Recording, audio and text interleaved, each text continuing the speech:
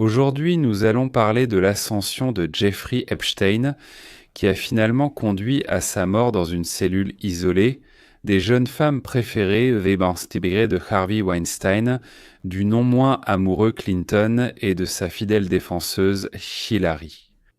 Et bien sûr de quand, comment et pourquoi. L'administration Trump s'apprête à commencer le nettoyage des escrocs, des voleurs et des terroristes parmi les citoyens américains, à quoi il faut se préparer et ce qui va se passer en détail. Et bien sûr, spécifiquement à propos de notre émigration, et quel rapport nous pouvons avoir avec cela. Mais nous allons commencer par une instruction sur la façon de devenir aussi riche et célèbre qu'Epstein. Que faut-il faire pour cela ? Je vais vous révéler les 3/4 du secret et pour le reste, il faudra le deviner vous-même. La dynamique d'Imatorzok. Comment devenir riche très rapidement ? Le journaliste David Enrich, mandaté par le New York Times, a passé près d'1 an à étudier les moindres détails de la biographie d'Epstein et est arrivé à une conclusion stupéfiante. Dynamique, pensez-vous qu'Epstein a principalement bâti sa fortune de plusieurs milliards grâce au chantage ? Dynamique ? Non. Pensez-vous que son talent soit de conclure des affaires dans un jacuzzi avec des présidents nus ? Non. Dynamique. Alors quoi ? Dynamique, il va falloir que vous dynamique. Faisons ensemble un trajet de 15 minutes. Pour comprendre l'histoire simple mais vertigineuse de cet homme bien sûr vicieux, sans principe, et tellement apprécié par l'élite américaine dynamique, et pas seulement américaine, mais aussi internationale, qu'on a déjà surnommé le pédophile du siècle, Dynamique. Et cela commence vraiment chez Bear Stearns, où Epstein est présenté à un certain Ace Greenberg, qui était l'un des principaux dirigeants de cette société d'investissement, et Greenberg ainsi qu'un autre de ses collègues, Jimmy Kane, qui occupait également un poste élevé dans cette entreprise, ont pris Epstein sous leur protection et en ont fait leur protégé. Et Epstein a commencé une série de méfaits chez Bear Stearns allant du détournement de fonds, du mensonge dans son curriculum vitae à la présentation de sa petite amie, à l'accès anticipé à des transactions d'investissement avantageuses. Et encore, les protecteurs d'Epstein à la banque prenaient en sa défense et en fait le sauvèrent des ennuis. Cela a marqué le début d'un schéma durable pour Epstein, repoussant sans cesse les limites du permis et franchissant normes éthiques, morales et parfois légales. Il évitait toujours la responsabilité sans jamais être puni. Jeffrey est allé travailler dans une société d'investissement, a commis des délits professionnels, mais n'a jamais été puni. Pourquoi les sous-titres ? Je connaissais plusieurs employés de cette même entreprise. J'avais là-bas un ami assez proche, disons-le ainsi, qui, comme moi, était venu d'Israël et avait déménagé à New York. Et là-bas, je sais qu'il y avait une discipline stricte. Le moindre écart était puni, un pas à gauche, un pas à droite pour ainsi dire. C'était pratiquement une exécution immédiate. Pourquoi Jeffrey s'en sortait-il toujours indemne ? À la fin des années 70 et au début des années 80, la drogue et le sexe étaient présents dans l'entreprise. Epstein semblait fournir drogue et accès à des femmes à certains hauts dirigeants. Et donc, vous savez, il avait un levier d'influence et il n'avait pas peur de s'en servir. Je suis allé à Bernstein, justement à la fin des années 70, et au début des années 80, j'ai rencontré un certain nombre de leurs, disons, grands patrons. Et je dois dire que j'ai été quelque peu surpris de voir à quel point c'était facile. Les dealers au Studio 54, pour ceux qui savent, c'était ici à New York. Ils prenaient de la cocaïne sur des petits miroirs. Et comment des types en costume cher et avec des cravates encore plus chères, roulant des billets en papier. Des tubes de billets de $100 ou en papier, utilisés pour sniffer des lignes de cocaïne coûteuses. Mon pote, un gars de 2 mètres, ex-pivot de l'équipe de basket de l'université de Tel Aviv. Il me montrait des célébrités, les pointait du doigt, faisait un signe de tête, regarde, voilà. Et aussi ceux qui les servaient, il les connaissait tous, bien sûr, ceux qui fournissaient la cocaïne, l'héroïne, le diéthylamide de l'acide lysergique, et les filles, et parfois, bien sûr, de jeunes grands musclés. Je ne sais pas si Epstein y était, je pense que oui, mais je connais bien ce cercle, et je ne sais pas si j'ai eu de la chance ou au contraire pas de chance. À cette époque, je mettais en scène 2 spectacles pour enfants au Lincoln Center à New York. Mais pour une raison quelconque, je n'intéressais ni les vendeurs de cocaïne, ni les jeunes filles qu'on appelle les victimes dans l'affaire Epstein. Peut-être que je n'avais pas les bonnes chaussures, ou que ça se voyait sur mon visage, je ne sais pas. Quant aux jeunes filles que j'ai rencontrées là-bas et dans d'autres soirées, jeunes, c'est-à-dire vraiment jeunes, moins de 17 ans, elles savaient exactement qu'elles étaient en train de travailler. Si en plus elles recevaient une ligne de cocaïne ou un cocktail, elles considéraient en cela comme un cadeau inattendu ou attendu. Elles étaient motivées par deux idées, gagner de l'argent et faire la fête avec les puissants de ce monde, et en réalité, ces deux idées avaient la même valeur pour elles. Je ne suis même pas certain que l'argent était le plus important, donc les puissants de ce monde. Ils voulaient savoir que la drogue venait d'une source responsable. Dieu nous en préserve, s'il y avait quelque chose de mélangé là-dedans, et que les filles étaient en bonne santé et n'essaieraient pas ensuite de les faire chanter. C'est ce qui était assuré par le système de fournisseurs de confiance, qui traînait dans les environs et, comme il s'est avéré, apparaissait au premier signal du client, comme on dit. Alors, revenons au secret de l'enrichissement, car je suis sûr que c'est ce moment que vous attendez. Voici l'instruction, et elle est totalement gratuite. Premièrement, prenez une demi-douzaine. Pour l'instant, il ne faut pas plus de jeunes filles très longilignes et séduisantes de moins de 17 ans. Il faut qu'elles aient une pièce d'identité indiquant qu'elles ont moins de 17 ans. Deuxièmement, apprenez-leur comment se comporter et, surtout, ce qu'il ne faut absolument pas dire ou faire en présence du client. Troisièmement, expliquez-leur que toute tentative de chantage sera immédiatement stoppée par une légère blessure ainsi que par la possible mort de l'un de leurs proches. Quatrièmement, imposez-leur une visite hebdomadaire chez votre médecin pour un contrôle et garantissez-leur en même temps l'absence de grossesse.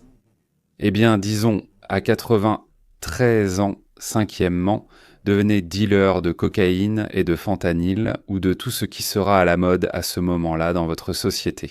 Et sixièmement, faites connaissance avec un cercle de personnes riches et influentes et laissez-les utiliser vos produits gratuitement. Voilà, élargissez ce cercle. La seule chose que vous demandez à vos clients, c'est de vous présenter à leurs amis et, disons, à d'autres personnes qui, en quelque sorte, élargirez votre cercle de relations utiles. Septième. À l'étape où vos clients s'habituent au fait que votre livraison, vos produits de pointe et de première qualité, il y a de la variété et cela ne devient pas public. Commencez la deuxième étape, la monétisation. Je ne sais pas comment faire cela, il faudra demander à quelqu'un d'autre. Mais pour la première partie, j'en suis responsable. Je l'ai vu de mes propres yeux. Et pas qu'une seule fois. Kill Bill se prépare à atterrir à la villa de Clinton. Nous savons qu'il traîne derrière lui une série de viols, d'actes absolument ignobles, sales, des actes vils envers les femmes qu'il séduisait, puis les représailles que Hillary organisait contre celles qui essayaient de se plaindre. Ou alors, disons, elles étaient persécutées pour autre chose. Il y a littéralement un jour à peine, le FBI a publié 300 000 photos et d'autres documents, alors que certains avaient auparavant interdit de continuer à publier. Les juges dans 3 districts. Donc, sous la pression de Donald Trump, ils ont tous accepté de les divulguer à une seule condition. Si la jeune fille sur la photo, disons, ou dans les documents, avait moins de 18 ans au moment où cela a été écrit, qu'ils écrivaient ou la prenaient en photo, alors son visage devait être caché. C'est pourquoi chaque fois que vous voyez un carré noir couvrant le visage d'une jeune fille, cela signifie qu'elle a, comme on dit, moins de 18 ans, et je soupçonne qu'elle a moins de 17 ans. C'est-à-dire qu'elle est mineure et toute relation sexuelle avec elle. En Amérique, cela s'appelle donc un viol avec un terme un peu spécifique, le 104 rap, mais néanmoins, c'est un viol. Donc si l'homme est plus âgé, je ne sais pas ce qui se passe si le garçon a 8 ans et elle 13 vraiment. Et donc, cette histoire est passible de poursuites et de sanctions, et d'ailleurs d'une sanction obligatoire. Alors, qui est sur ces photos ? Les démocrates, bêtement, ont exigé leur publication. Pour une raison quelconque, ils ont pensé que puisque Trump ne se dépêche pas, ou résiste, ou en général n'était pas très sûr qu'il faille les publier. Ils pensaient qu'il y avait des informations compromettantes sur lui ou sur des républicains connus. Ils se sont trompés. Tous ces documents étaient entre les mains des gens de Biden pendant 4 ans, et s'il y avait eu quelque chose, ils l'auraient déjà utilisé depuis longtemps. Oui, Hilary. D'ailleurs, nous savons qu'au moins 84 personnes avec qui elle avait des affaires, du business, ou partageaient des secrets ou autre chose, se sont suicidées ou sont mortes soudainement dans des circonstances tout à fait étranges. Alors, qui apparaît avec de jeunes filles, donc dans le jacuzzi enlacé avec des filles nues ou à moitié nues, avec des jeunes et des très jeunes. Les filles savaient clairement où elles allaient, ce qu'on attendait d'elles et ce qu'elles recevraient pour avoir accompli leur devoir. Souvent, leurs parents étaient au courant de tous les détails, tout comme les filles elles-mêmes. Après la première visite du bordel, comme ils l'appellent maintenant. Oui, ils auraient pu ne pas y retourner une deuxième ou une cinquième fois, mais pour une raison quelconque, ils y allaient et étaient très contrariés. Comme nous le savons maintenant, si et quand on arrêtait de les appeler le méchant Barmaley. Weinstein rédacteur, c'est comme avec Harvey Weinstein.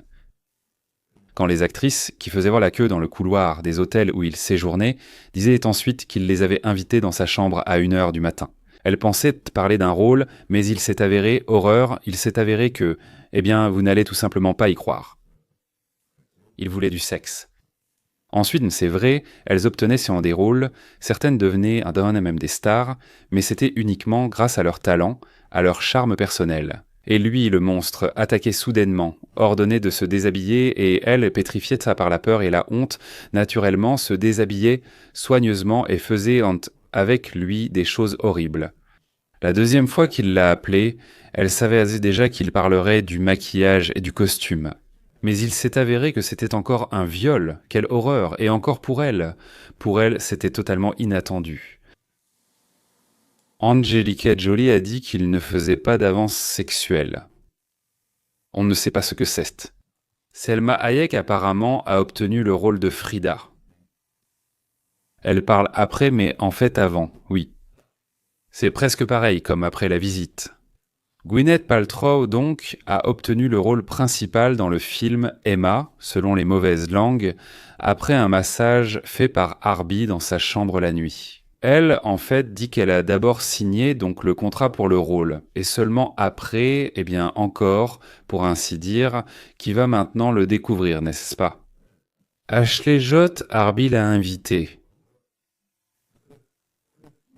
pour voir comment il se douche. Je ne plaisante pas, donc Paz de la Huerta a été invité, violé, puis invité à nouveau, et à nouveau violé. Quel salaud, je pense que ça suffit d'en parler. On comprend quel genre de monstre c'était, et à quel point nos stars d'Hollywood étaient tendres, pures et innocentes, avant l'influence néfaste de mon homonyme. Mais ne pensez surtout pas que j'essaie de le disculper. Donc c'était un vrai salaud, mais talentueux. On lui doit sans doute les meilleurs pamphlets d'Hollywood de cette époque.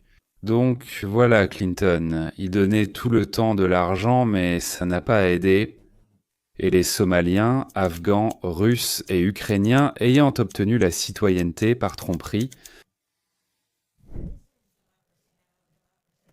Democracy Now!, democracynow.org, reportage sur guerre et paix, je suis Amy Goodman. L'administration Trump renforce ses efforts pour retirer la citoyenneté américaine à davantage d'immigrants naturalisés.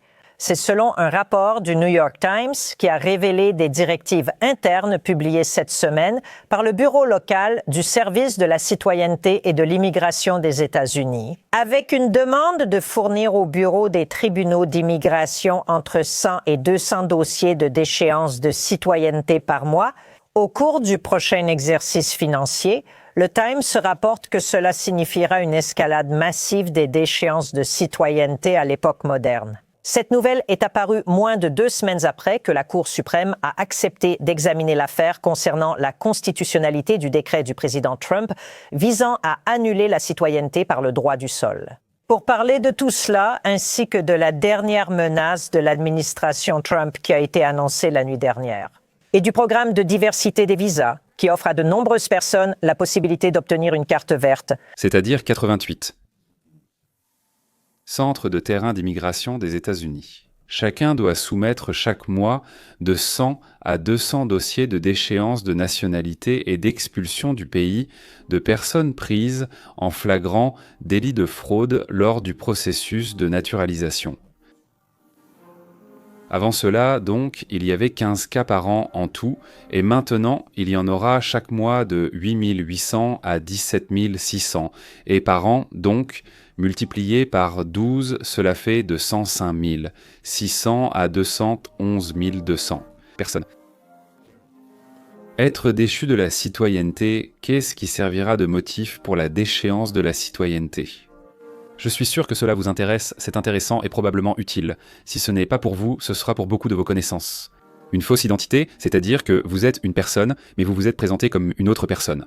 De fausses informations dans les formulaires, des mariages fictifs, cela signifie qu'il est assez facile de découvrir les fraudes liées au visa et à l'asile. Je ne sais pas ce que cela signifie, ça, je ne sais tout simplement pas. Donc cela concerne aussi ceux qui sont liés à... La sécurité nationale implique des soupçons de liens avec des terroristes, des services de renseignement étrangers, le vol de technologie ou la participation à des crimes de guerre. C'est en quelque sorte, cela ne nous concerne presque pas. Cela ne concerne presque personne parmi nous. Donc une catégorie à part, c'est l'économie. Les membres des cartels de gangs, les activités financières, juridiques et autres activités auxiliaires liées aux crimes économiques. C'est aussi la première fois qu'il s'agit de viol, de participation à la traite des êtres humains, d'organisation de l'exécution, de l'utilisation du travail forcé, en particulier du travail des enfants. C'est probablement après que 300 000 enfants sont entrés aux États-Unis pendant la présidence de Biden. Et ça, je pense que cela ne nous concerne pas vraiment, mais alors, qu'est-ce qui nous concerne? Qu'est-ce qui est à nous, mesdames et messieurs? C'est de la fraude, des programmes d'octroi médicaux, le détournement de programmes sociaux, les personnes handicapées, les personnes âgées, les malades, les enfants, etc. C'est-à-dire la participation à des tromperies et des fraudes envers les personnes âgées. Les crèches, par exemple, vont analyser leur équipement de magasin pour les produits médicaux. Les objectifs, je ne sais pas exactement comment ils s'appellent, sont l'organisation de tests inutiles, la prescription de médicaments inutiles en quantité assez importante, la réalisation de services inutiles et surtout d'opérations chirurgicales, puis les manipulations de crédit pendant le Covid. Ce sera un service spécial qui s'en occupera, il y aura une enquête spéciale sur la fraude liée à toutes les aides et tout ce qui est lié au Covid. Et tout le reste avec quoi aime jouer notre immigration, y compris les accidents et toutes sortes de choses. Les chutes, blessures, engourdissements et incidents au travail. 200 000 cas par an, ce n'était pas rien, d'autant plus que les enquêtes auront principalement lieu, bien sûr, dans les centres d'immigration. Là-bas, il y a Los Angeles, New York, Chicago, Seattle, Miami, Boston, Philadelphie. Je pense qu'à la mi-2026, nous entendrons un certain nombre de noms qui nous sont familiers, dont la diaspora russophone connaît bien sûr les activités. Les États-Unis ont deux catégories de citoyens. Ceux qui sont nés dans ce pays sont automatiquement citoyens de naissance. C'est ce qu'on appelle la citoyenneté par le droit du sol. Et les citoyens naturalisés, ce sont ces personnes, des immigrés, qui peuvent demander la citoyenneté après avoir vécu ici pendant 5 ans. Réussir un test sur le système gouvernemental, ne pas avoir de casier judiciaire, etc. La Constitution traite les deux types de citoyens de la même manière, les citoyens de naissance et les citoyens naturalisés. Ils sont égaux selon le 14e amendement. Vous devez prouver que le citoyen a menti dans sa déclaration et que cela a significativement influencé le résultat. Par exemple, nous connaissons principalement des personnes qui étaient des criminels de guerre et qui ont caché leur passé, celles qui faisaient partie du parti nazi pendant la Seconde Guerre mondiale. Ce sont les cas les plus connus. Vous deviez donc cacher ou déformer des informations sur vous-même ou commettre une fraude dans votre déclaration, ce qui aurait de graves conséquences. Maintenant, en juin, l'administration Trump a considérablement élargi la liste des motifs pour lesquels il pouvait annuler la naturalisation de quelqu'un. Cela inclut les liens avec des gangs ou des cartels, les personnes impliquées dans la traite des êtres humains, celles qui ont commis une fraude financière contre le gouvernement, des particuliers ou des organisations. C'est un cas intéressant. Messieurs, ils ne pourront pas et ne vont pas vous envoyer une lettre demain en disant « Bon, c'est bichul ». für die Hongrois, rendez votre citoyenneté et partez.